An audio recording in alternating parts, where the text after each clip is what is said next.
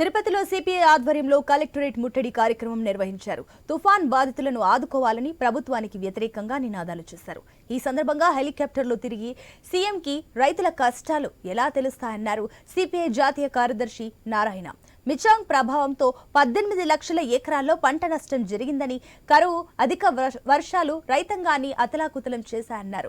ఎకరాకు 30,000 రూపాయల నష్టపరిహారం ఇవ్వాలని, ఇళ్లను కోల్పోయిన నిరుపేదలకు వెంటనే నిర్మించి ఇవ్వాలని డిమాండ్ చేశారు. తుఫాన్ బాధితులను ఆదుకోకుంటే రాష్ట్ర బంద్ నిర్వహిస్తామని హెచ్చరించారు. రాష్ట్ర వ్యాప్తంగా ఈరోజు అన్ని జిల్లా కలెక్టర్ కార్యాలయాల ముందర కరువు నివారణ, వరద బాధితులను ఆదుకోవడం, వీటిపైన ధర్నా చేస్తూ ఉన్నాం.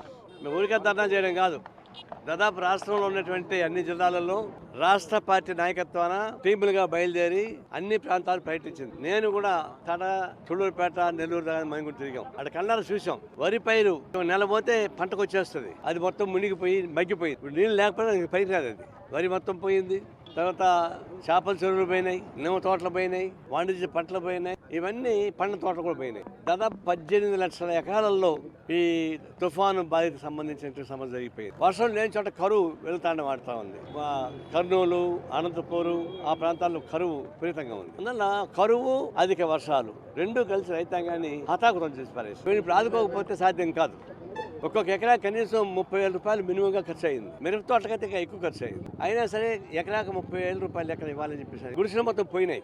వర్షం నిలవడిపోయినా ఆ నీళ్ళల్లోనే ఆ గుడిసెలు ఉంటున్నాయి. దాన్ని వాళ్ళకి భోజనాలు లేకుండా పోతున్నాయి. అందువల్ల గుడిసెలు పోయిన వాళ్ళకి, వరద ప్రాంతాలు మునిగిన వాళ్ళకి రైతాంగాన్ని ఆదుకోవాల్సిన బాధ్యత ఈ రాష్ట్ర ప్రభుత్వానికి ఉంది. సిపిఐ ఆధ్వర్యంలో రాష్ట్ర వ్యాప్తంగా